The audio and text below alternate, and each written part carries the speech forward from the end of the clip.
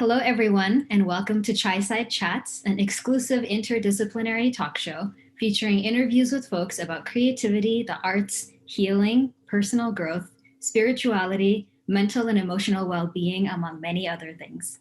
I am your host, Aishwarya Subramanian, and I'm really excited to introduce my guests for today's episode of Chai Side Chats, co-presented by Creativity Awakening and Jayamangala. So both of my guests for today are immensely versatile artists who wear many different hats in their professional careers. One is a talented dancer, choreographer, and Nattubanar, while the other is a prolific singer, dancer, music composer, and teacher. Both of them are trained in Bharatanatyam, or South Indian classical dance, and in addition to being collaborators through Prakriti dance, they're also great friends who share a close bond on and off stage. Please welcome Kashi Aysola and Ramya S Kapadia. Hello, welcome to Chai Side Chats. Thank you guys for being here. So like I mentioned in my intro, both of you have multiple ways that you engage with your respective art forms. Ramya, for you as a performer, composer, and teacher, and Kashi as a Bharatanatyam and Kuchipudi dancer, a Nattuvanar, and a makeup artist.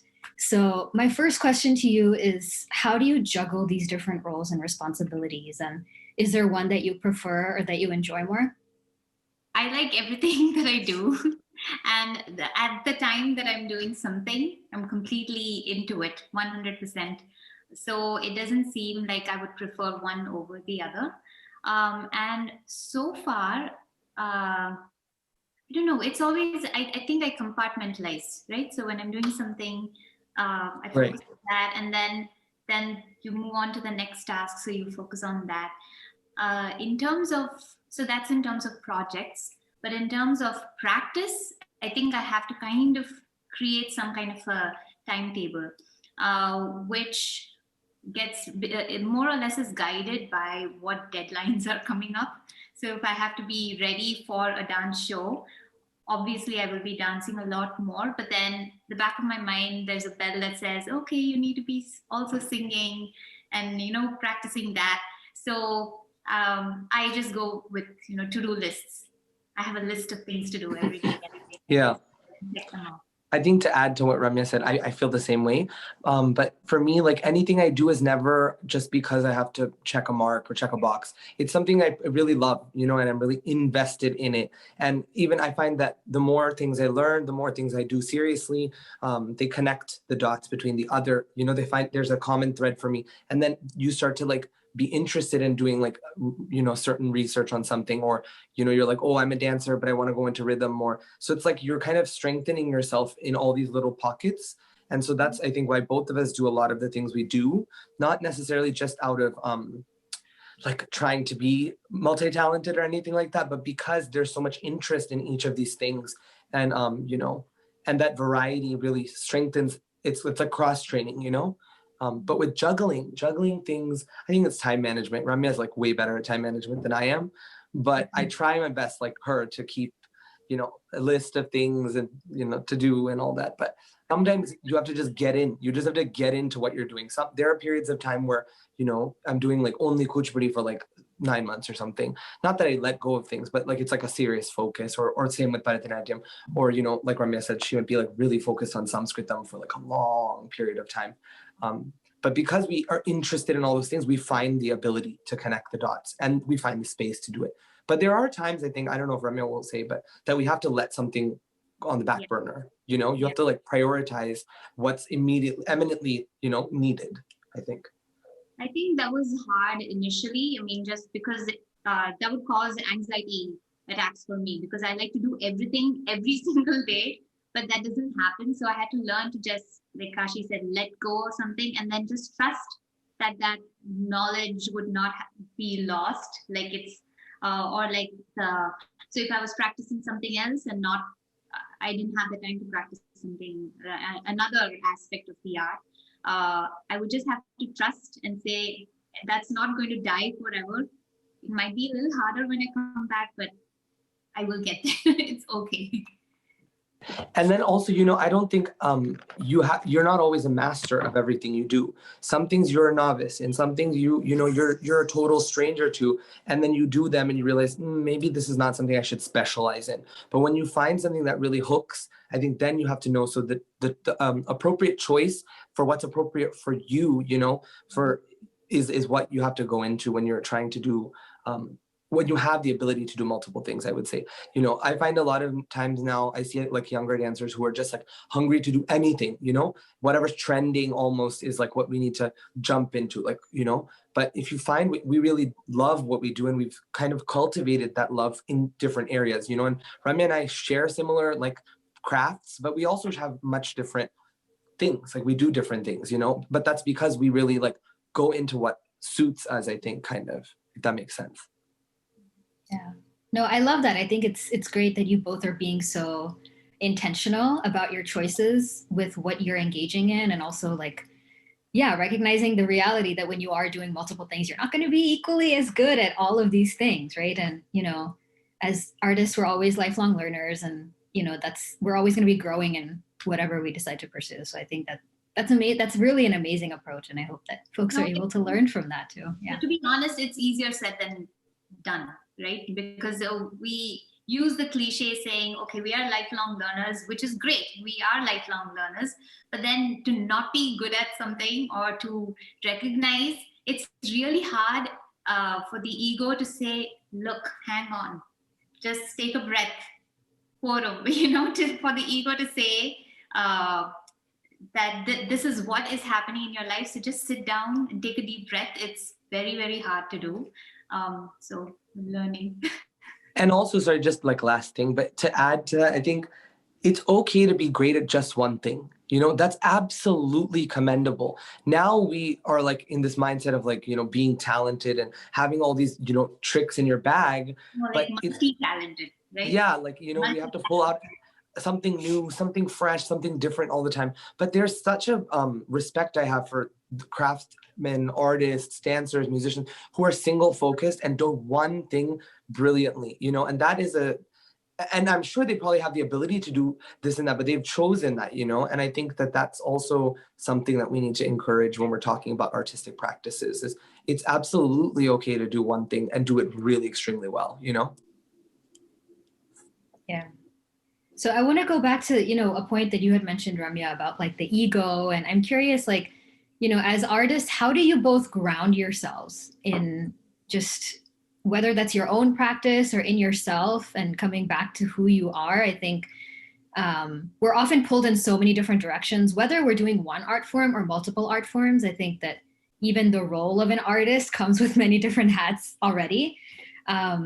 So yeah, how do you stay grounded personally for your own like mental and emotional well-being and physical well-being too? As dancers, we have to protect our bodies. So I have a couple of theories of how that works. And I don't know, I mean, it's all still a work in progress. One is back in the day, we didn't have, there's no photography, videography, there's no record of us doing anything, right? And so that helped, I think. Also, our parents or our teachers, I mean, our teachers generally don't heap praise on us. That's how at least the old school teaching has always been like that. So that helped us stay grounded in some ways. And then now I guess like friends, friends who we can talk to and who we know are just being constructive in any that they offer, or choices and things like that. And then children, right? So you do a fantastic show or you have a great tour or something, and you come home and you still have that pile of laundry greeting you. So that completely grounds you, right? So these are my theories of staying grounded or trying to stay grounded. Grounding for me is like a huge struggle. And I don't always see it as like overconfidence either. It's just because, I think personally I have a lot of doubts about who I am, and I've always been that way.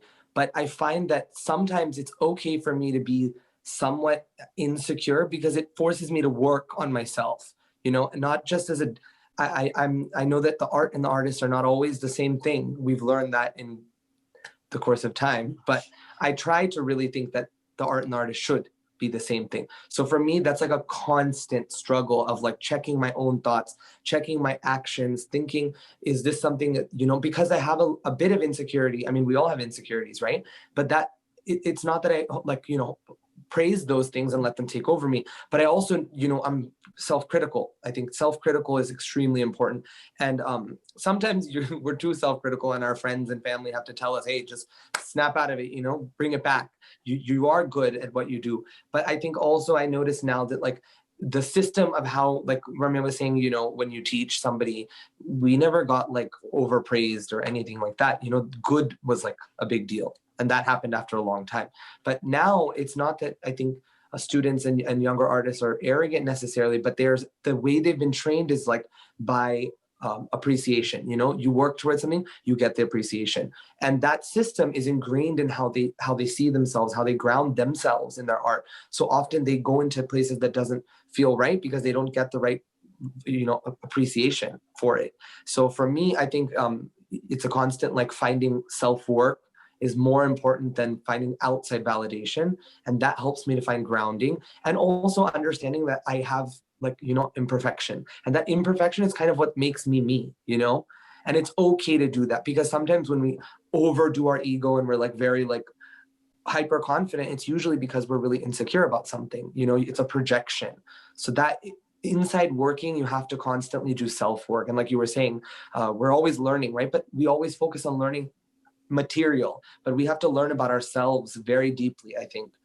So that helps me with dance. And then also wonderful ideas come from those kinds of introspections. So and like, so I think more than finding external crutches to be able to ground, I think more of an internal thing, being content inside your own head and just listening to your own voice is kind of the most. yeah. Yeah. So the Hindi film actress Shabana Azmi, she recently said in an interview something like, art has the capacity to create a climate of sensitivity where it's possible for change to occur not only in society, but also in yourself. And I feel like that quote really relates to like what we've been talking about. And so, you know, I'm curious to hear from both of you, just thinking about work that you've created, either individually or, you know, together in collaboration. What is a change that's taken place for you within yourself as a result of a particular piece or project? I don't know. See, I think I used to think that pieces were like individual to me, so that it was like a locket of myself that I was undoing and showing, you know, like a little safe spot that I was exposing to the world. But now I start to feel like there's like themes that are like in my brain. Like you know, I love like working on pieces about women and empowering women through the dance and their voice. So and then developed that concept conceptually. It was just doing shows and figuring out that, you know, my brain has a way of thinking and it has a voice and it has a point of view about life. And I think that's where I really enjoy making dance, is because or just art in general. Like even like Ramya and I both do like she's amazing, she's a painter and stuff, but you know, it's like you find that those things really like teach you about what you want out of life and how you see life.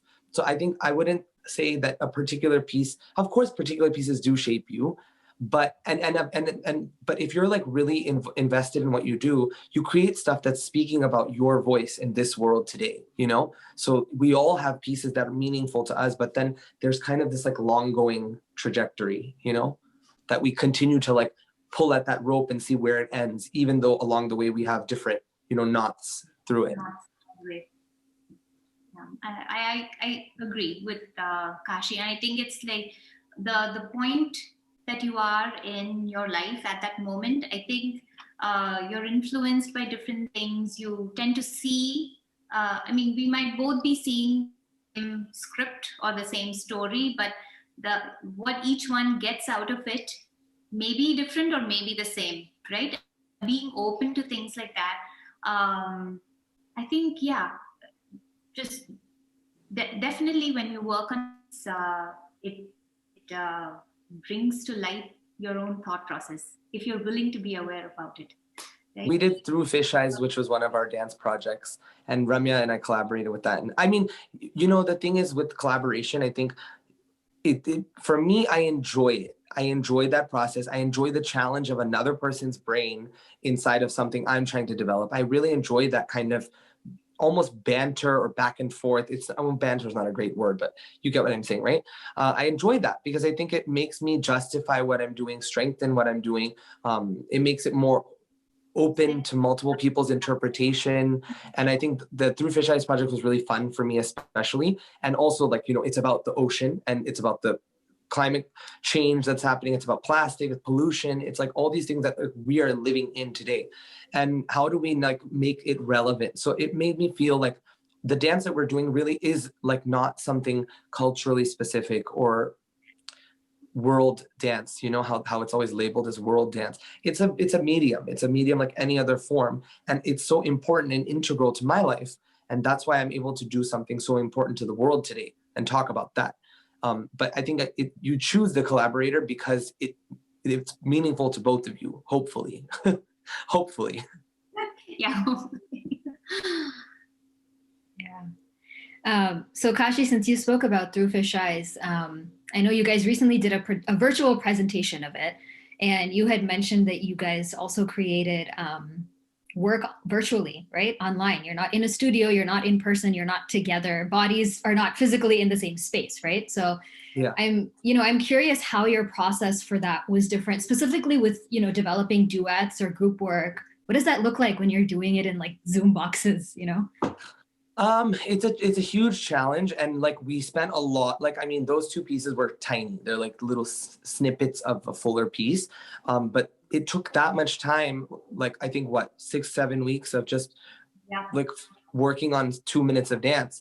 It was because that this platform is completely foreign to me, and when you're choreographing it, it's not based on me. It's based on how they're moving, how their timing comes in, if the data and the network is strong, and all of those things. And each one's space, right? Space constraints, light constraints. This is the only thing I have in my room, right? If I only have one single lamp in the room, that's the only light that's available. I wanted to really make sure that it was about the dancing and not the editing, because it's easier for me to just take individual people dancing on their own and kind of edit it together. But it's really difficult for me to get a choreography, on a screen where it's movement happening at the same time. So we had to spend a lot of time running around our houses and seeing what worked and what doesn't work for backgrounds, and what, she said, lightings, and somebody standing like this, somebody standing like that. And then, angling your body a certain way. So all the logistics became the main component, and the dancing was okay, well, we'll build it around the logistical part of it, which is really for me, I think personally not as satisfying. Yeah. It's a reality that we have to face. And also I didn't want to say, oh, everybody go buy X camera and buy this thing and that thing. I wanted to make it accessible because we're in a really hard time right now. And so we tried to, even costuming and things like that was challenging, because it's everyone's in one space locked in because of the pandemic, and what can we do with this? So it really became about working intelligently versus getting the body to move and speak through it, So even during the actual filming of the 2-minute long segment, I think we spent more than just trying to set up and make sure that it didn't rain. If it was an outdoor location, it shouldn't rain. Things shouldn't be wet. Where do you place your laptop? If you place a plastic sheet, put the laptop on it or something like that. The sheet should not be visible. Wires, everything. So also even choosing movements was difficult, because I know that they will not be on the same timing. It's impossible for them to be on this. So, if there's something with lots of tartumetu or something, we can't utilize it, or we have to find a way to move the camera to avoid the foot pattern so that it doesn't look like everybody's, dancing. So those were all things that literally had to be physicalized when we were dancing, because they're something we can't, they're, it's a fixed issue that we just can't solve yet. So it's challenging. Yeah, for sure. I know a lot of dance companies are really struggling right now because you're not able to have in-person rehearsals or in-person performances even. So yeah, I think this is like the new reality for probably a while. So yeah, I'm since you both are talking about collaboration as well, I'm curious, what does your collaborative process look like? You know, because you're talking about how you have this other person and their brain is also in the same space as your brain, and ideas are kind of bouncing off of each other. So with both of you specifically, what does your collaborative creative process look like? I'm the bossy one. Well, actually, I'm not the bossy one. I'm just the loud one. But I just think that Ramya and I are like, we're deep friends. So we enjoy this like similar things, and we find like that, you know, we struggle with some similar things. So that already makes us inclined to like, you know, want to work together, right? And then of course, like when we see a project, we are both inspired by something, and we talk about our ideas with one another. It's not like you know, like it's just like you know, you've been hired to do your job. It's like a common, like trying to be good people together, trying to be hardworking artists, trying to be sincere, and those things make us want to do these collaborations together, I think.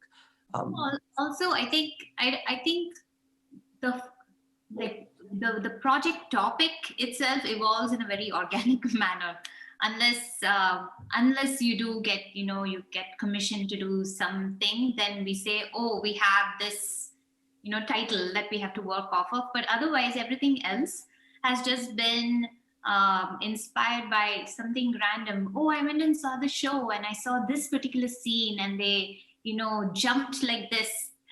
And we share those things, we share all of those things, and those are images that, you know, we have like this bank of images and stories and things that we're able to draw from and say, hey, what if we did this and use something like that, and that's how it kind of evolves. And also, I think because we know each other's strengths and weaknesses as people and as artists, we can like utilize them really easily, you know? And the other thing is, we're also not, both of us are risk-taking type of people. We're not like, oh, we'll just do, you do this and you do that and you do this. We hold hands and do every little thing, you know? Like, even if it's just like, oh, I want to swaram, like, I want to be there if she's singing it, if possible. I want to be there. Of course, that's not always perfect, doesn't always happen. Sometimes because of life situations, we have to just do, you know, itemize and divvy up the work, you know, divide the labor and go. But I think I enjoy being a part of like all the little things that she creates. And she enjoys like just sitting around and like watching me be like, you know, there's all these like moments of rumination that's together. And that really makes it stronger. And we see things differently. Both of us see things from a different lens. And that's like because we are together, but we can also see things separately. So when we collaborate, I don't know, it's a fun process for me. And it's very vulnerable too, because you're watching the other person either fail or struggle or like, you know, try something that's not going to work. I mean, it's not like everything we do is success. So definitely not in the first shot. No, not at all.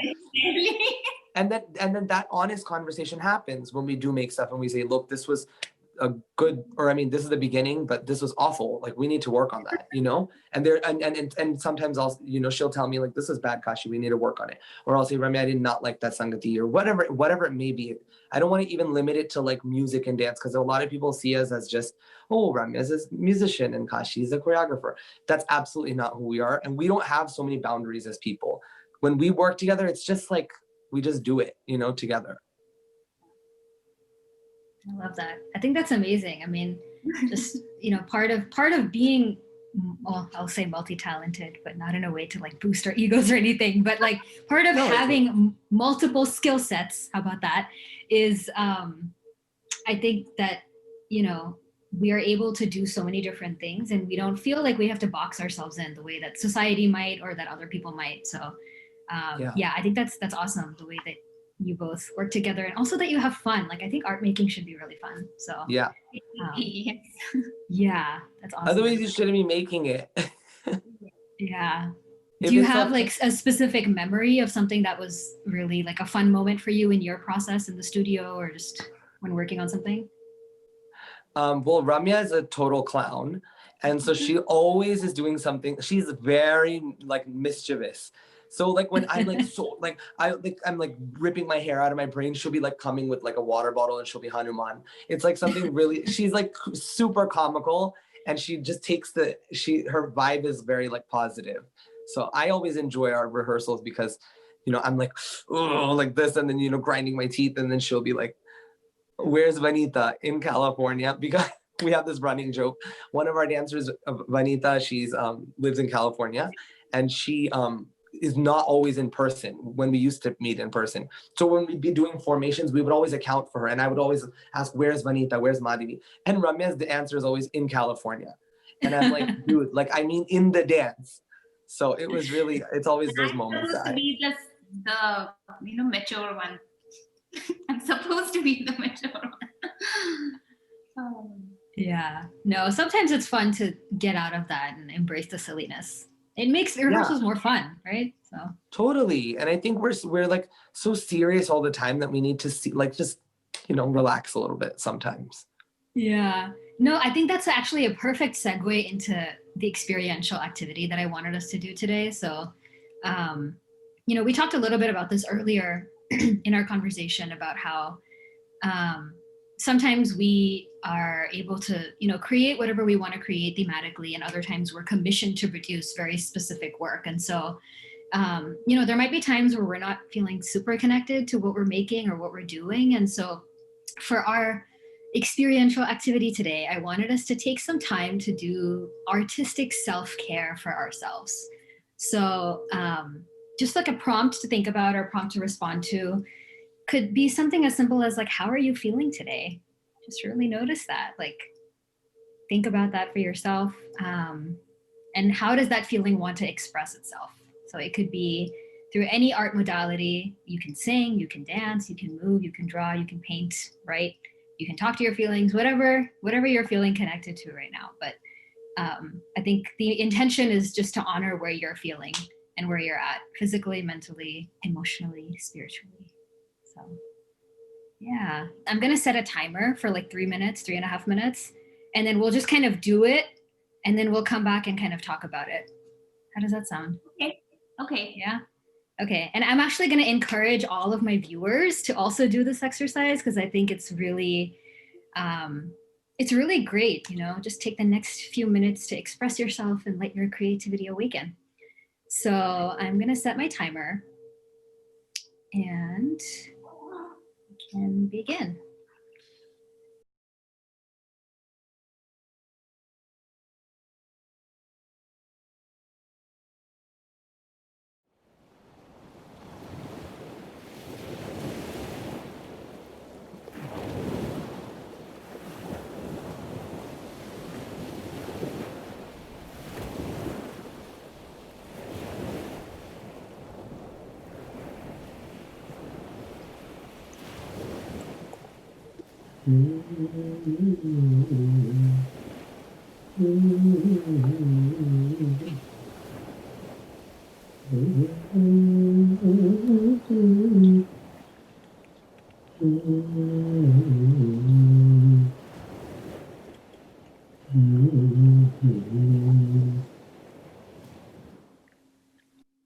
Okay, so you can bring whatever you're doing to a close.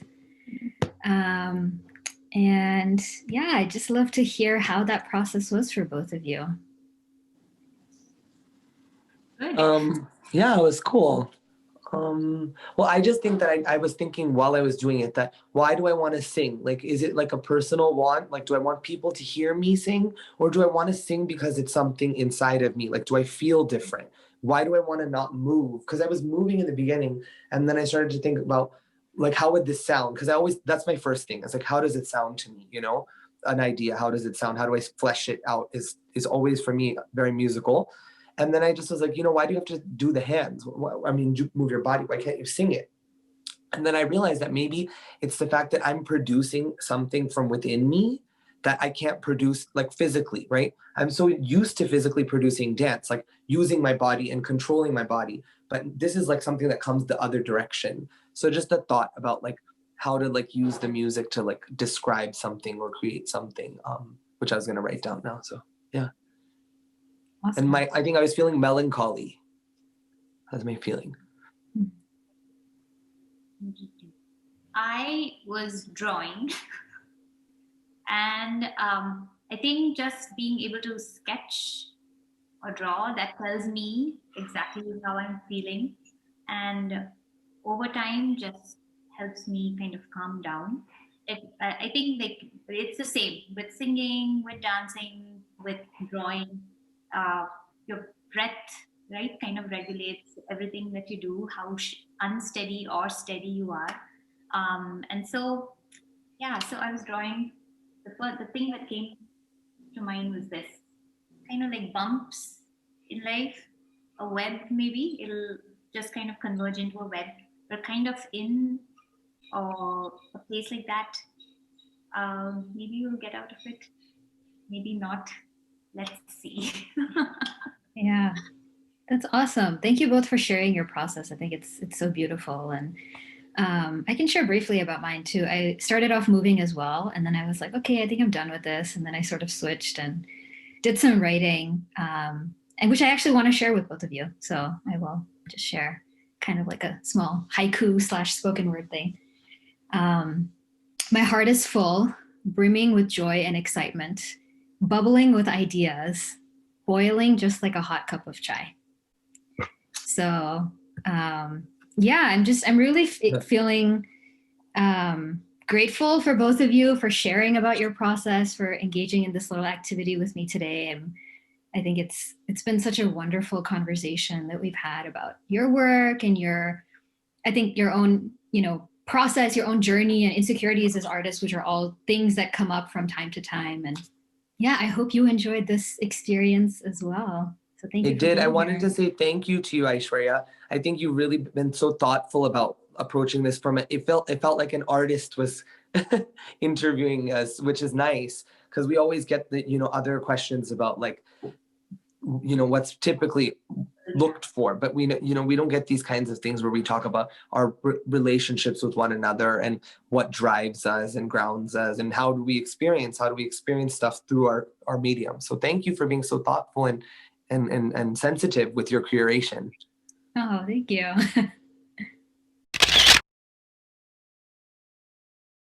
Hello, viewers. I hope you enjoyed this episode of Chai Side Chats and our fun experiential activity at the end there. Please do like, share, and subscribe to the Creativity Awakening YouTube channel for regular updates on our videos. Episodes for Chai Side Chats premiere every 2 weeks, so stay tuned for our next one coming soon.